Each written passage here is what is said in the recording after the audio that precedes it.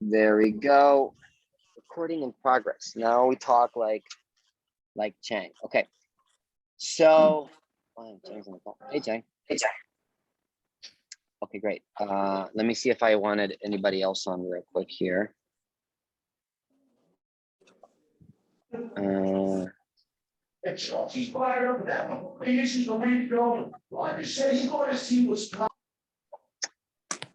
Katie, you can turn TV down. We love you. Okay. All right, real quick. So, how you guys? Listen. So, we can ask questions or anything you want. But what I really want to touch base on right now. Who says I'm on?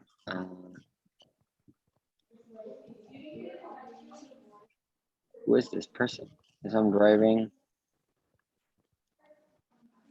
Oh, this is Amanda. Amanda's on. Great, good job, Amanda.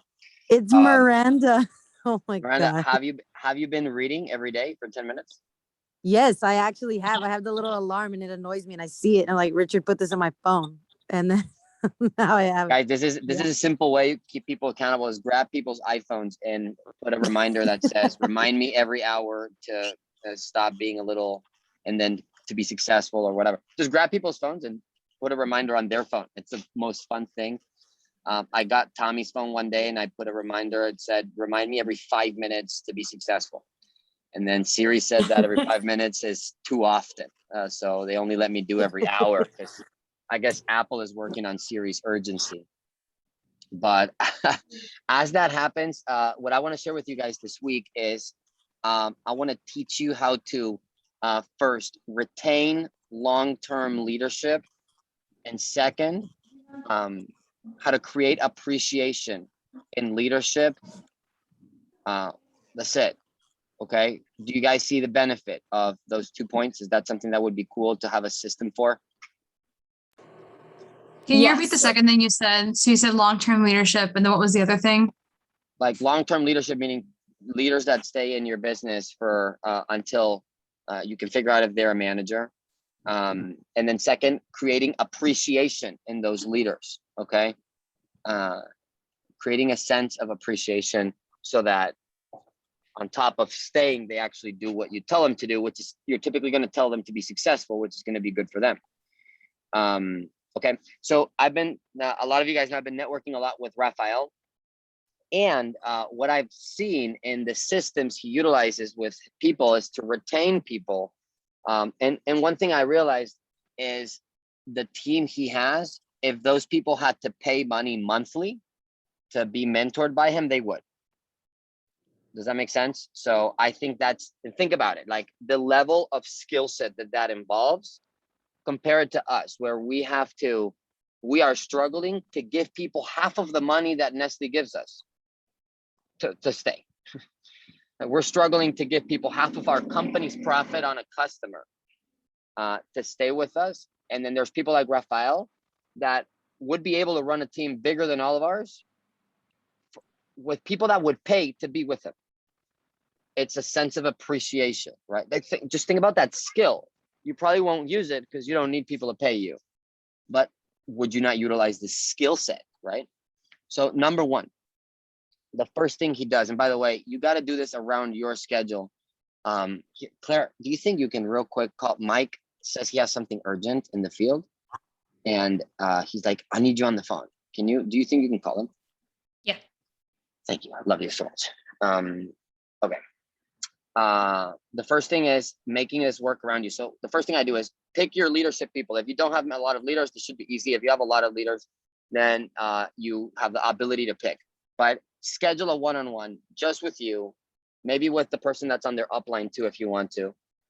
Schedule a one-on-one with these leaders. There's just no way around it. You got to spend time with them.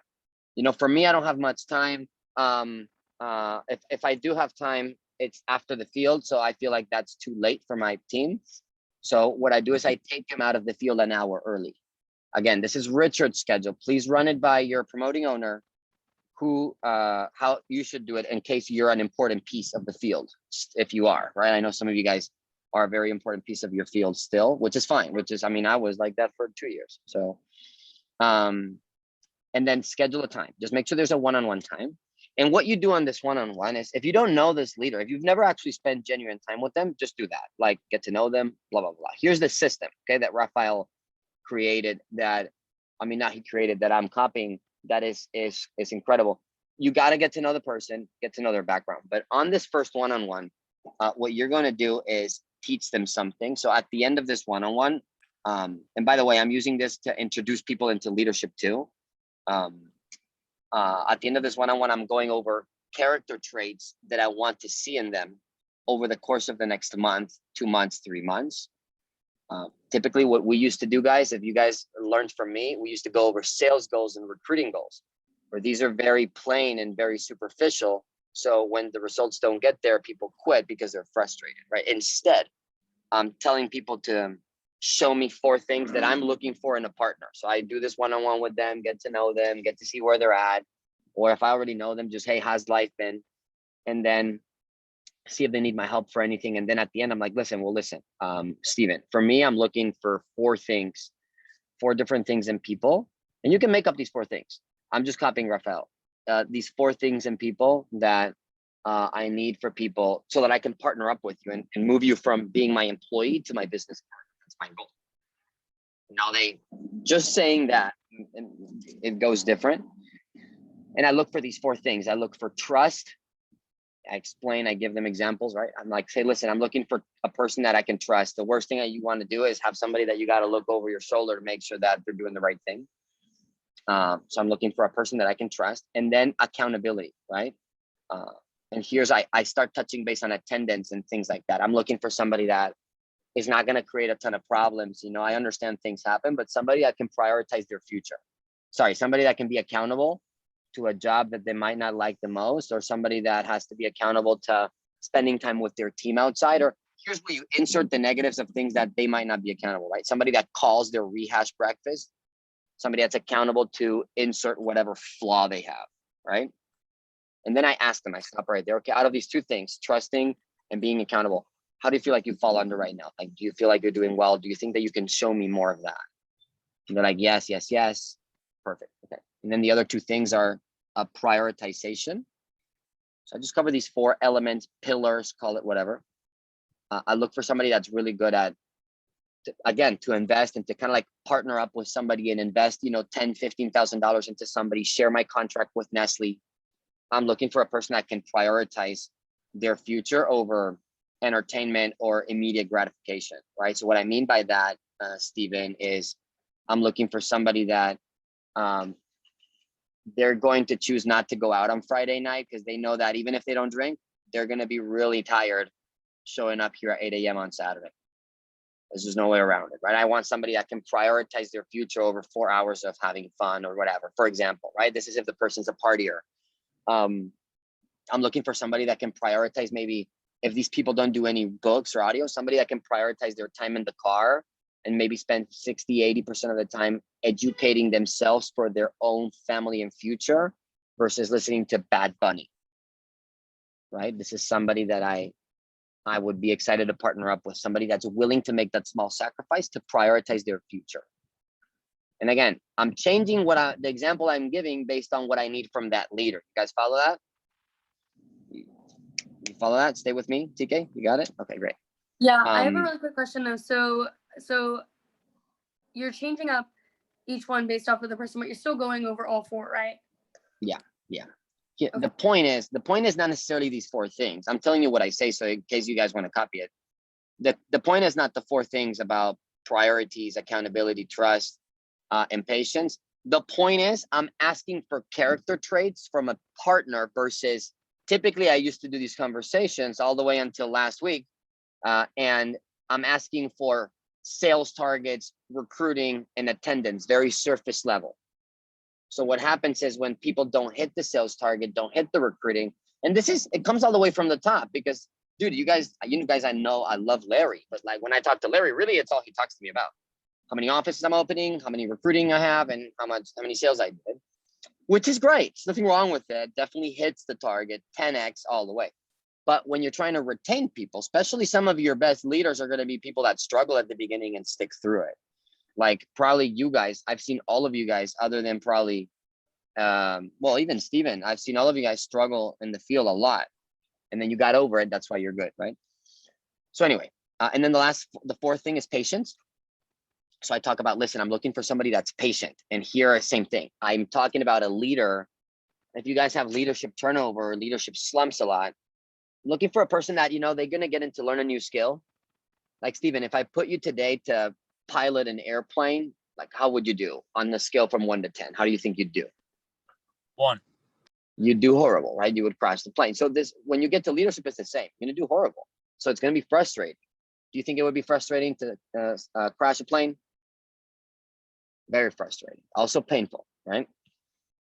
So I'm looking for somebody that is not too caught up on how quickly they gain a skill, but is more motivated about the long-term effect of the skill, right? So I'm just telling you guys, if this leader was planning on, is the kind of leader that you guys all have had, and me too, that quits after 30 days, you just made it up to 60 with this conversation.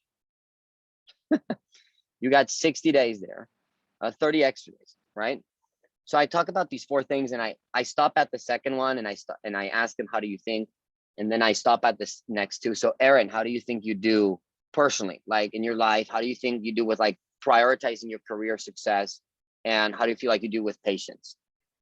And they're like, and Aaron's going to sell me on why he does really well on those things, right? Maybe I'm promoting a 3rd generation leader, a 2nd generation, 4th generation. Maybe I'm promoting a leader under a brand new leader, right? Let's say I have a brand new leader on my team and they get really good and they promote somebody. So I'm going to tell that person, hey, you need to be patient with Aaron, because Aaron's been in my company for a month and he's brand new. He doesn't even know what he has to do. So the fact that you're on his team means he's a really quick learner and he's a really good leader, but also he's going to make mistakes on you, right? Anyway, just insert what you want. The conversation I'm having with this person is about an hour. It's not too long. And I'm asking for these 4 things, and I'm asking them to stay accountable. And my leader is selling on me why I need to partner up with them and spend 20 grand and put them in an office. It makes sense. Okay. Now, this is the first part, is the one-on-one. And here's the most important thing of the one-on-ones. Have this conversation, can go over this topic. Make sure the topic of these 4 things, this is the last 5 minutes, guys. Until then, I'm just chit-chatting, building a relationship, talking about whatever, helping them, right?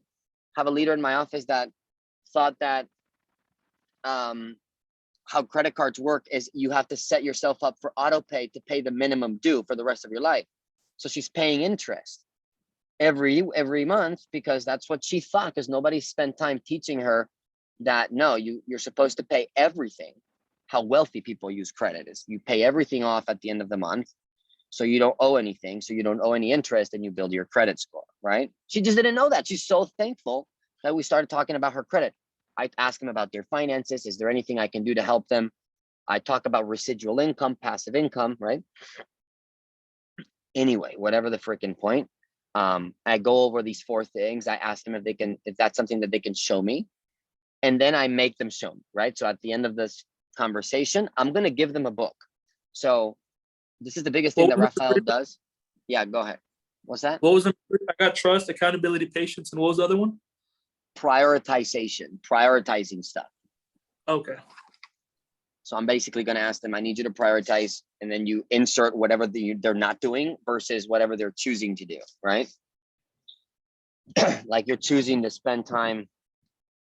If somebody, for example, doesn't have family or boyfriend, girlfriend, or any of that stuff, I'm like, bro, you're choosing to sleep on Sunday when you could be like building your business. Like, I understand if you're married, right? You got to pay attention to the wife, but if not, like you should be building your business. What the fuck are you doing? What the heck are you doing? That is not building your business. Like, if it's not making money, well, it doesn't make sense. If you have a wife or a husband or something, then that's fine. But anyway, so those 4 things, and then I'm gonna give them something. So this is the biggest thing. It's just what I'm teaching you guys tonight. It's not anything you're gonna see results today. It's something you're gonna see results in the next 3 to 6 months to a year. And remember, people in door-to-door expire. After 6 months, if you have a leader that's still going door-to-door, think about how much you probably destroyed the territory, and it's not as easy. It's not as easy to go in the same territory after 6 months than it was when there was no one. Think about 6 months of going door to door 6 days a week. How many people would you genuinely find motivated to do that? It's hard to stay motivated. So just remember that, right? Like you're supposed to help them build a team in the meantime so they can qualify for assistant manager and get like another full bar, like Tekken, when you go and you get another full bar of green health kind of thing. But over the first few weeks of somebody starting, I go over this stuff in the one-on-one, and then I'm going to give them a book and I'm going to tell them when to finish it by. And I find out, like, I want to make it easy for them. Hey, are you more into reading or more listening? Whatever, right? They're like, oh, I'm more into listening. Okay, great. And I send them the book. And I send them the one I'm sending first right now, which I'm making every entry-level person has to do this book before they get promoted, is the Millionaire Booklet by Grant Cardone. And I tell them, hey, listen, this talks about why Grant talks about why he thinks everybody should be a millionaire and everybody should put themselves to the process of being a millionaire because it's a great journey. And it talks about residual income. It talks about multiple streams of income. Listen, just hear the book and tell me what you think.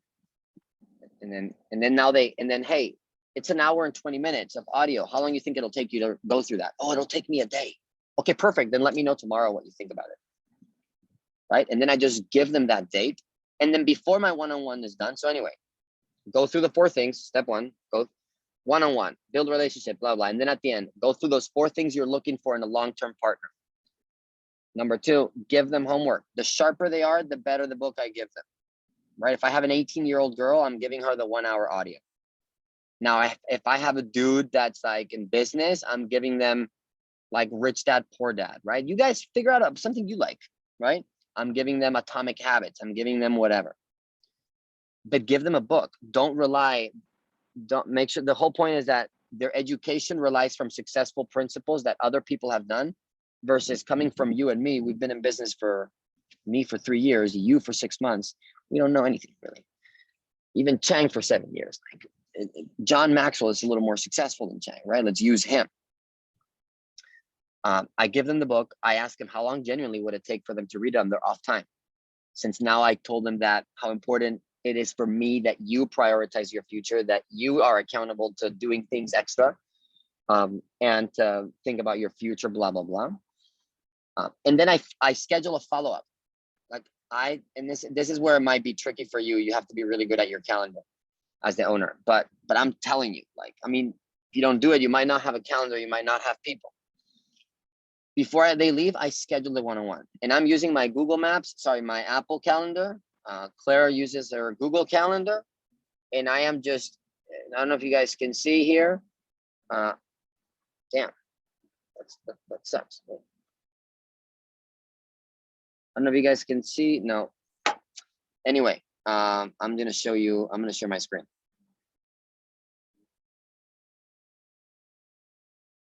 I got some overrides here, probably very low from Aaron. Okay. Calendar. So I just schedule it in advance. So I want to know what's going on, right? So look, this is my calendar today. You see, like I only had like an hour here, and then I'm booked, right? I just schedule it so that I know when I have free time. You see, I have free time here. Oh, damn, delete.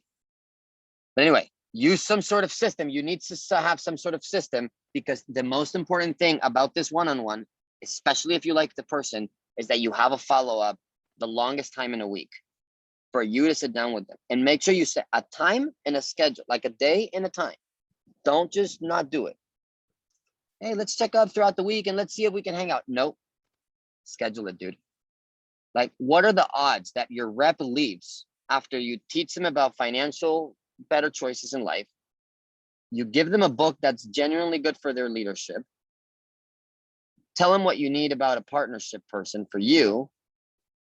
And you genuinely teach them something that they freak out, like residual income. What kind of topic is that? Or you teach them how to manage their finances, your break even, or run an opportunity meeting about our business. And you follow up, you show them that you're willing to meet them again to go over this book. So the topic is going to be very nice. What are the odds that person leaves in that week? Very low. Very low. Would you guys agree? Yeah, Super low. Yeah, I agree. Super low. For those of you that have a big office, pick your best people. Like do it with get your best 5 leaders and pick them. And the next 5 leaders that you think are going to build the next 20, right? There's probably 5 leaders in your office that you're like, this guy's going to build 4 leaders, this guy, and this girl. But you need to spend time with them and find out if they're going through a financial problem, if they're going through a personal problem. Those are the people I'm taking out to lunch. I'm being special. I give them a bonus if they need it. I give them a day off if they need it. If they have the commitment, all of that stuff. Do not do this with shitty people if you have a lot of people in your office. Now, if you have less than 10 people in your office, you should do this with every single rep, even if people that just started today. I mean, that's what I would do. When I had nobody in my office, even before Aaron started door to door, I did every rehash.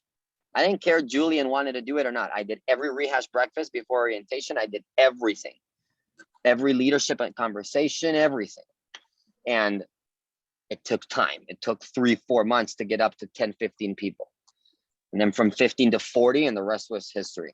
But anyway, those things. Okay, so how to retain, again, long-term leaders in your business, where at least you control when they leave, not them. And second, create a sense of appreciation by teaching them stuff. Only way this would be a problem is if that you do not follow up. So there's a one-time meeting and then it doesn't happen again, ever. Or if you are genuinely a person that you're not really learning a lot, right? Like if you're running your office right now, but you're like, I'm not really learning anything for my own growth, then you're going to run out of things to say. That your reps are not going to feel genuinely like they're learning. So they might not be very appreciative. So then all of this is going to feel like another task. So that's why it's important that's why I love, even if you're in the field, you have time to jump on this call.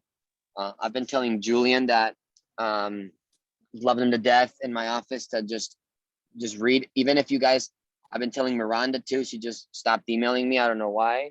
But if you guys can just find just 5 minutes a day to read, just 1 page a day, 1 page, dude. That page will teach you something and you run the meeting about that with your one-on-ones. 1 page a day of a book or 5 minutes of an audio. Even if you're tired right before you go to bed, just do it. Just so you can have this. Because if you have this, you will have long-term leaders staying in your business. Guys, it's this door to door. If we're not on top of your leader's face, they're going to quit. They're getting guns pulled on them.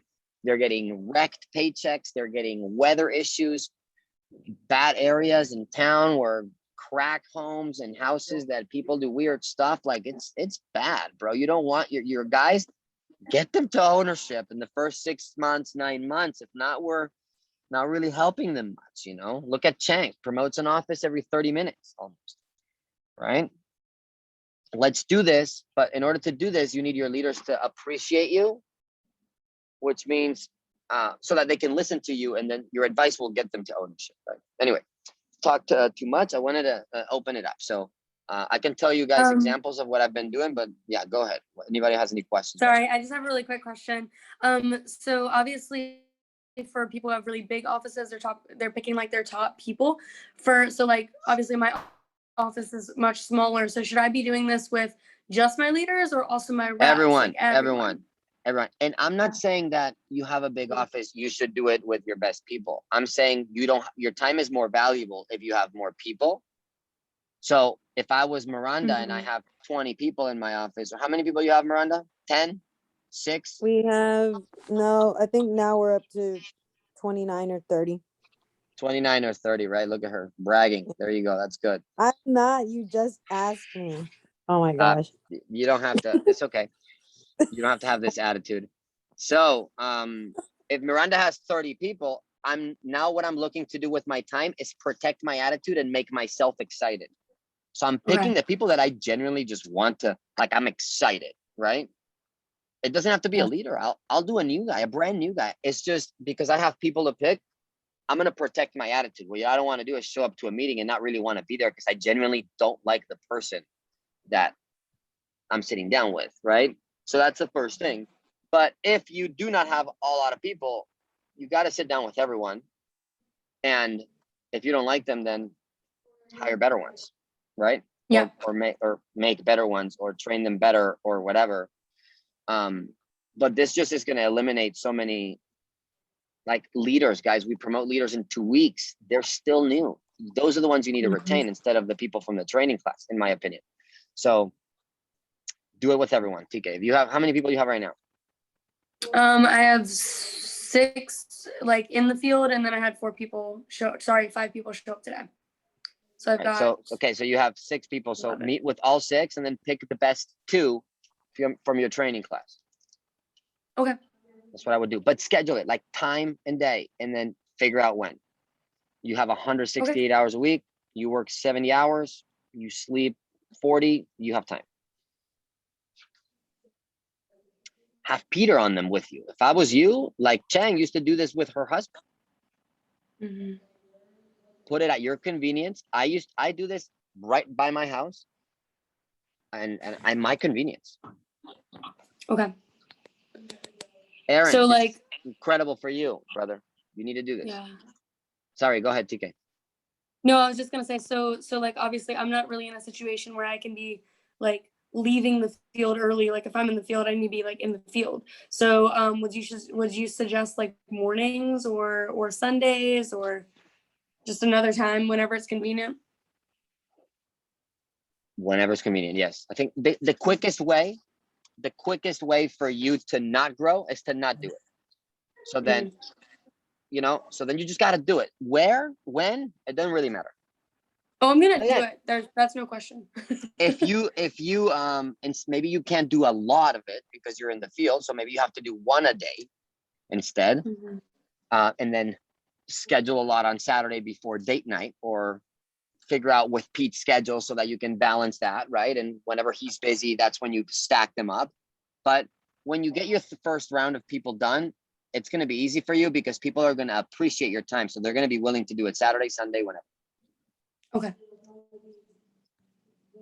Retention of leadership. That how cool all of you guys have been in an office where you walk in and there's like 15 leaders that are excited to do whatever the owner says. Isn't that cool?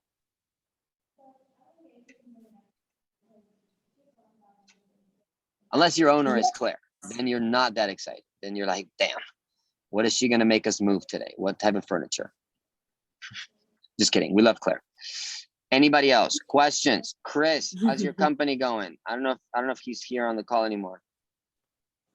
I am here on the call. I'm just like taking a lot of notes. So I like all the advice that you've given. I also think your steps equate to more retention, but you had 2 topics, right? And so we started with 1 topic, right? Which was, hey, how do you retain long-term leadership? And you've given through that. When it comes to retention, it's the same result. Meaning the actions you just talked about retain people. Is that what you're saying? Yes. Yes, Okay. because you're following up. Like there's always a meeting scheduled. So people tend to not flake on you when they know they're meeting you in 5 days. Okay. You know that, right? And they know they have to read some sort of book. So now they're reading a book instead of thinking about the field and how negative it is and quitting. Cool. Yeah. So the office is doing well. We had 8, 9 people. We also asked Miranda and Jose to bring 3 leaders down. It did downpour today, so we're excited about that. So we're going to have a whole week out here, and I'm out in the field, so we're doing well. I do appreciate this call. The second topic was creating appreciation on your leaders, right? So the way you do that is by after 2 or 3 of these meetings, you've genuinely spent a lot of time teaching them stuff. And basically, it's not you, it's the books, right? You're giving your guys books. And by the way, don't ever run out of books. I'll give you a list. You can send them videos or audios from Larissa, calls from Larissa. There's hundreds of them that you can give them 1 at a time. Just give them 1 at a time, not all of them.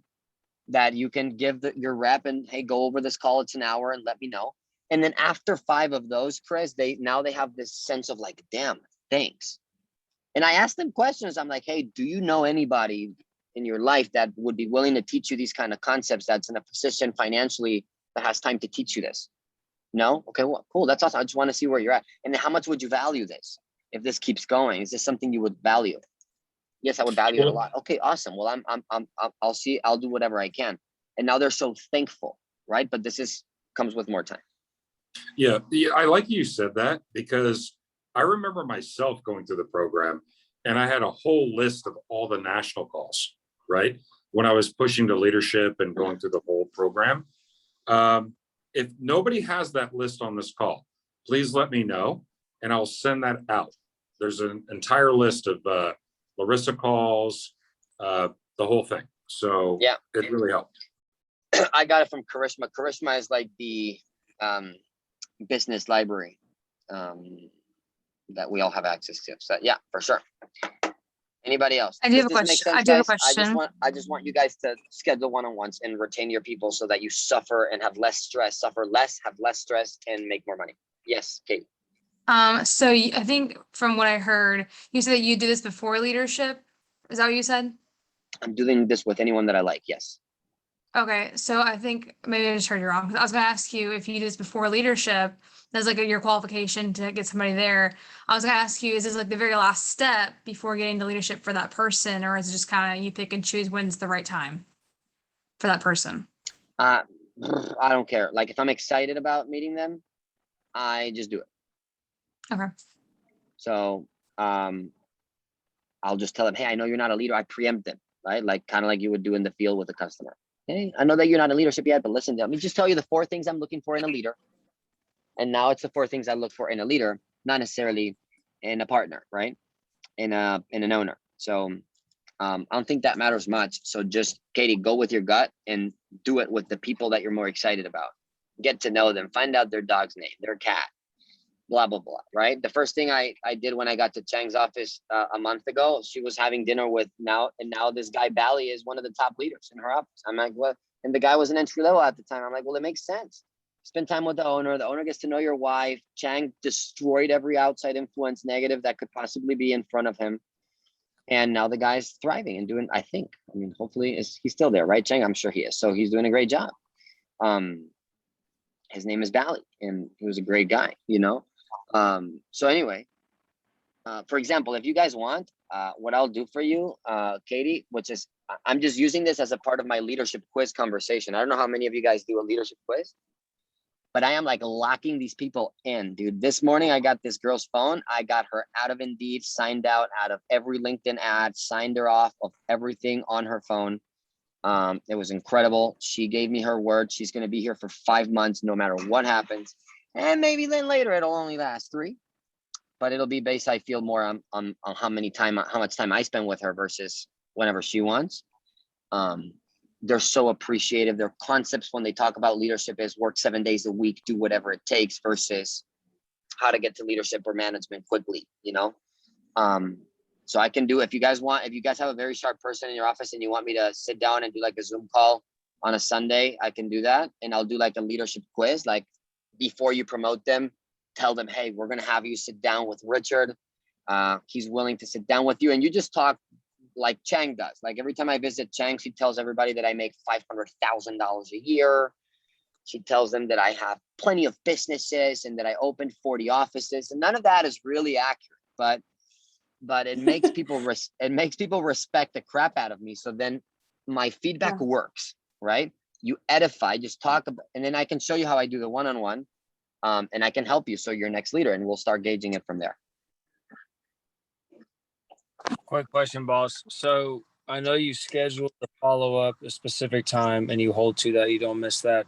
And then you said you do this 4 or 5 times. You said in like a side comment. How many of these do you have? Like, does it stay once a week? You continue doing this? How often does this go? With the one person or for me? No, brother, one person, like the person you take in, you do this conversation with the 2 things: retain long-term leadership, create appreciation. You give them a book to read. You select a follow-up based on when they think they could finish the book. Is that it? You just do it twice, or how many of these do you do? I'm trying to do as much as they can. Again, if I'm still excited about them, I keep doing them. Okay. I keep doing them. And then if they haven't read the book, here's the thing, right? Like, let's say a person stops being accountable. They don't read the book and I follow up with them. I'm like, hey, we're going to meet on Thursday. Did you go ahead and read the book already? And then let's say they give me an excuse, right? Like, oh no, I didn't have time. That person is not the one that quits. Typically, they're the ones that are like, no, but they are the ones that show up every day, but they just don't do it. I'm like, hey, no worries. Now I pull back. I'm indifferent. I'm scheduling somebody else that I'm excited. And I'm like, hey, no worries. Let me know as soon as you finish it and let's schedule it for next week. But now they have it in mind. Those people I'm not worried about quitting. It's more the people at the very beginning, and then the people after like their first leadership slump and stuff like that. So I'm scheduling stuff all the time. Hopefully at one point I get them to have 5 leaders on their team, and now I'm scheduling them a day outside of the field. I'm just taking them to go lunch with me or do interviews in the afternoon or whatever. Makes sense. Hey, Richard, I keep trying to like share the Mitch. Just email it, bro. Just email it. Just Google it to people. All right, let me try that. You can email it to Claire, and Claire has, I think, Claire manages all of you guys as admins, I think, so she can get it to you fast.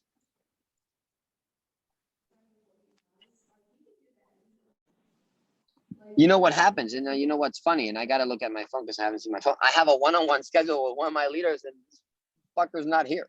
So he definitely didn't appreciate it. You know, so I'm just gonna text him like, "What's up, man? What are you doing?" Maybe he is here. I didn't see it. I don't know. You didn't tell him about the opportunity. No, But he's I still think it's a deal. wait. He's still knocking. Or he's still knocking. You know what? Maybe, hopefully you're right. But I didn't even get a text from him. Let me see.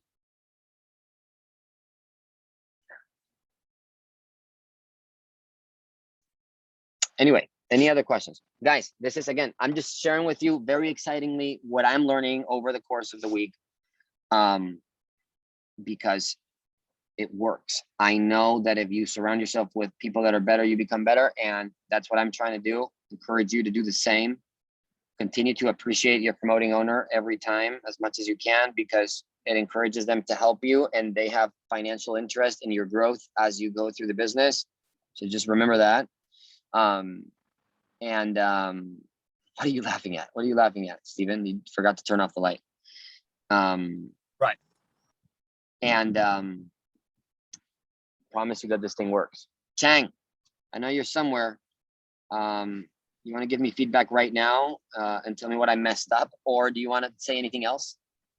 No, I think it's good. I think the only thing I would adding on for what Richard just teach you is, making sure when you guys go to the one-on-one and do things, just don't.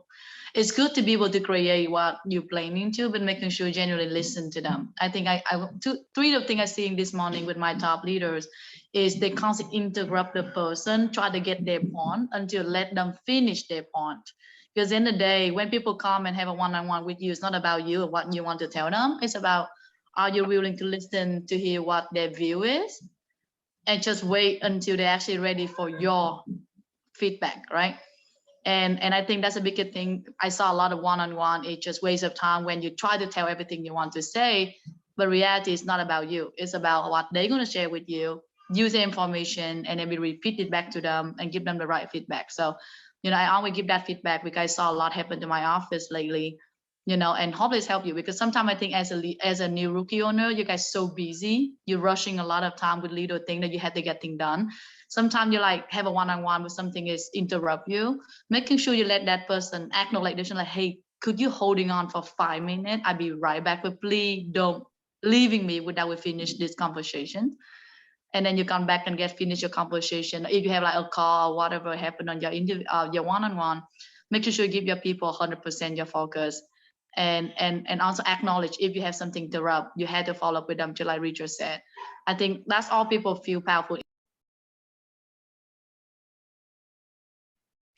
Chang, you're muted. Me, even this 15 minutes with them is like mean the world for them. But that's it. But everything I Richard said, I actually learned that from Richard too. He's the one give me the book, so I've been reading it to myself. So that's good. But yeah, I think that's great. So it's all about, are you willing to invest the time to your people? And I love what TK asked earlier. And I'll be honest with you, TK, like even now we have a lot of people in our office, but I hang out with the people I like the most. And it could be the person that start on your orientation today. So it could be anybody. That's all I got. The wisdom of the Asian spoke. This is Hey, great. thanks, Okay. Richard. Putting this together, I appreciate it. Dude, Chris, I have special love for you, so call me more. I don't know if it's Daniel that's telling you to not call me or anybody, but I'd love to You talk just told to me you. to get to ownership. That was your only advice. But it worked though. You're running an office.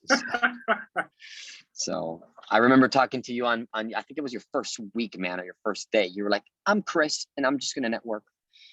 and it was very fun. And now you're running an office. So anyway, okay, guys, thanks for hopping on. Call me if you need me. Stephen, whatever you're trying to say with your facial expression, please feel free. This is a free country. Feel free to text it to me. Love you to death. And guys, thank you so much. Talk to you guys right now.